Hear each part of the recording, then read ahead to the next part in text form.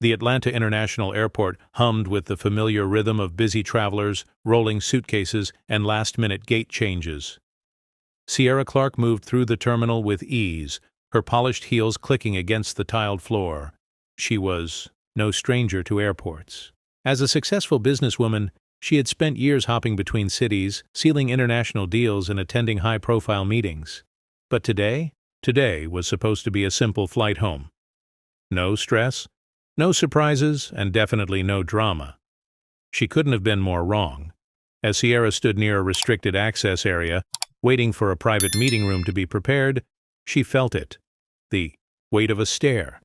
A police officer stationed a few feet away was watching her. Not just a passing glance, not the usual security check, a deliberate, lingering suspicion. Sierra shifted her stance, pretending not to notice, but the officer wasn't subtle, and a moment later, he stepped forward. "You can't stand here," he barked, his tone sharp, commanding, unnecessary. Sierra blinked, caught off guard. "Excuse me?" "This area is off-limits," he said, crossing his arms. "You need to move." Sierra exhaled slowly, keeping her voice calm. "I'm waiting for an authorized meeting. I have clearance." The officer snorted. "Sure you do." Something about his tone, that smug disbelief, sent a cold wave of anger through her. She reached for her identification, ready to prove her legitimacy. When he spoke again, "Look, lady," he said, his voice dripping with condescension, "people like you don't just have clearance for places like this." The words hit her like a slap. People like you. Sierra's grip tightened around her passport. She had seen this before. The assumptions, the instant judgment, the unspoken belief that she didn't belong. Her pulse throbbed in her ears, but she forced herself to stay calm. "I don't need to justify myself to you," she said smoothly. "If you have concerns, check with airport security." The officer's jaw twitched. He didn't like that, not one bit. "You listen here," he said, stepping closer, invading her space. Sierra stood her ground. "You have 10 seconds to move, or I'll have you detained for trespassing." A threat, loud enough for nearby travelers to hear. A few people paused, sensing the tension. A woman with a stroller hurried past, avoiding eye contact. A businessman glanced up from his phone, then quickly looked away. No one wanted to get involved, and that's when Sierra realized something. This wasn't just about her. This was about every person who had been humiliated, dismissed, or degraded by unchecked authority. The thought settled into her bones like fire. And in that moment, she made her decision. Sierra reached into her coat pocket and pulled out her phone. The officer tilted his head, smirking. "Oh, you calling backup?" he mocked. "Got a friend who's gonna come save you." Sierra didn't answer. She just pressed one button. And then she held the phone up to her ear. The line rang once, twice. Then a deep, authoritative voice answered. "Sierra?" Her father. Her voice was steady but firm. "Dad," she said. "We have a problem." The officer's smirk faded. Something in her tone, the way she said Dad, made his confidence waver. Sierra watched him carefully, her heart pounding, because he had no idea who she had just called. And in less than 5 minutes, he was going to regret everything. The air between them changed instantly.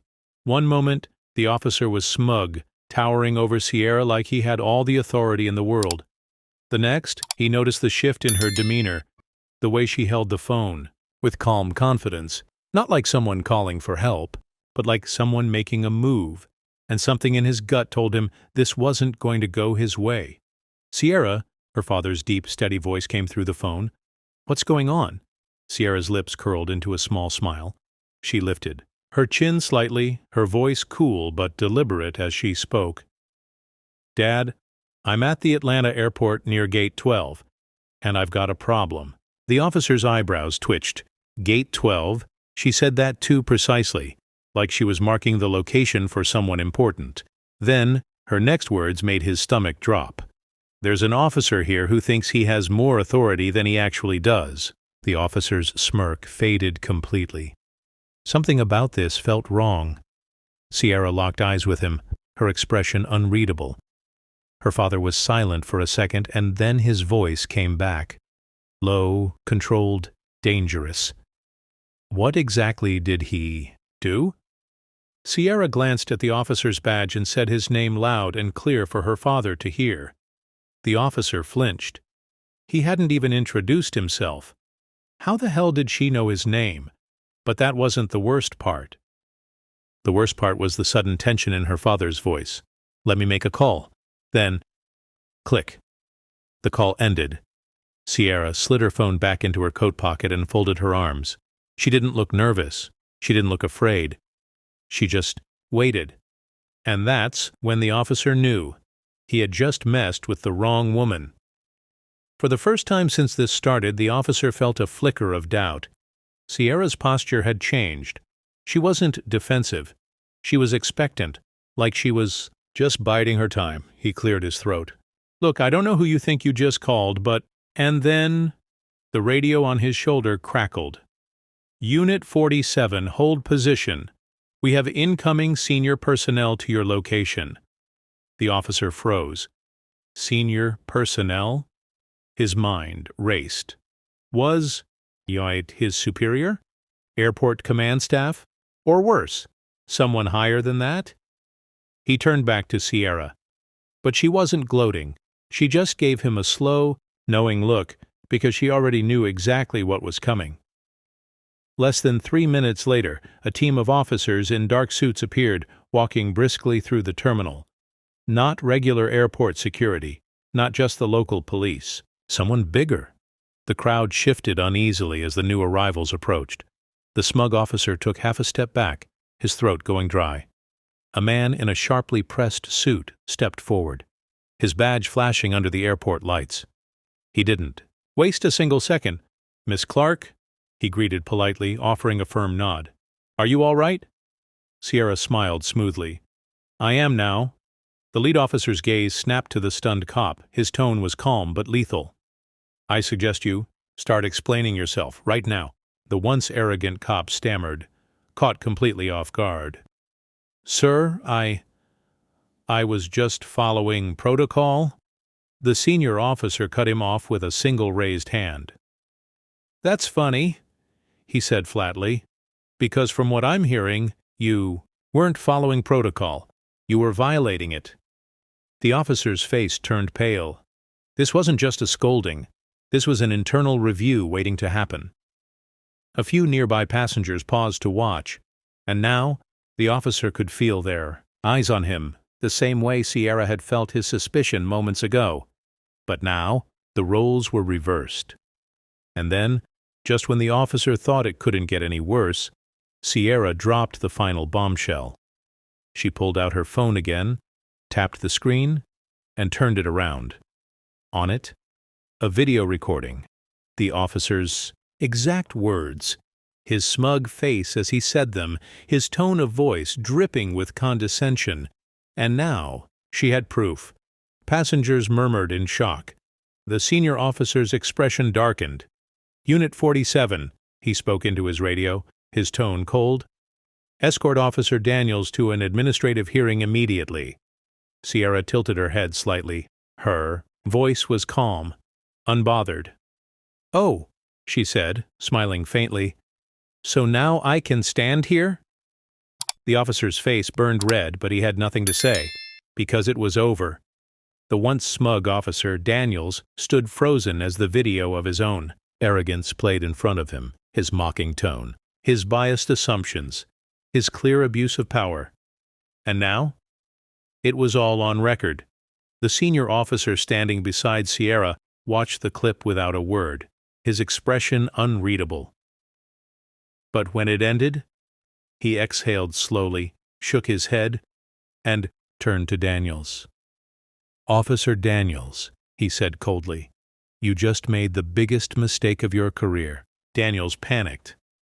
Wait, sir, this is being taken out of context. The senior officer held up a hand. Stop. Daniels shut his mouth immediately. The senior officer's gaze turned icy. I just watched you try to intimidate a civilian. I watched you make assumptions without cause. And I watched you threaten to arrest her For standing in a public space she had full clearance to be in. Daniels's breath hitched, because there was no way out of this, especially now that other officers were approaching. Sierra folded her arms, watching Daniels squirm. Then the senior officer turned back to her. "Miss Clark," he said, his tone suddenly more respectful, "on behalf of the department, I sincerely apologize. No one should be treated the way you were today." Sierra gave him a polite nod. "I appreciate that." Daniels's face twisted in confusion. Why was she getting so much respect? Why was his superior acting like she was someone important? And that's when it happened. A new voice entered the scene, a deep, commanding voice that made every officer in the area stiffen. "Where is he?" Daniels turned, and his blood ran cold. A tall, imposing man in a sleek black suit strode toward them.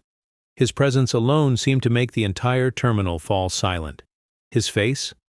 Stone cold. His posture? Unshakable authority. The airport security officer snapped, "To attention." Even the senior officer stood straighter, and Daniels could barely breathe. Because he recognized this man, everyone did. And that's when he finally realized Sierra Clark wasn't just anyone. She wasn't just some traveler. She was the daughter of U.S. Attorney General Marcus Clark. Marcus Clark stepped beside his daughter, his jaw clenched tight. He looked directly at Daniels, his voice low but dangerous. "This is the officer who harassed you." Sierra tilted her head. "Yes, Dad. This is him." Daniels felt the floor drop from beneath him. U.S. Attorney General Marcus Clark. The top legal authority in the country. A man with direct ties to federal law enforcement agencies. Someone who could end a cop's career with a single phone call. Daniels' mouth went dry. Marcus Clark turned to the senior officer. "File the necessary paperwork," he said firmly. "I want him suspended immediately." Daniels gasped. "Wait, suspended? Sir, please." Marcus didn't even look at him. "I'm being generous," he said. "Because if my daughter wasn't as composed as she is, I'd be pushing for criminal charges." Daniels went pale. Criminal charges? For a split second he actually considered begging, but one look at Marcus Clark's face told him it wouldn't. "Matter, this was done. Escort him out," the senior officer ordered. Two uniformed officers stepped forward, grabbing Daniels by the arm. "No," he muttered under his breath, shaking his head. No, this isn't happening." But it was. Passengers stared. Some whispered, "And one woman?" She actually pulled out her phone and started filming. Daniels had started his shift believing he had absolute power. Now he was being dragged through the airport like a criminal. As Daniels was escorted away, Sierra turned to her father. "I don't want this swept under the rug," she said firmly. Marcus nodded. "It won't be."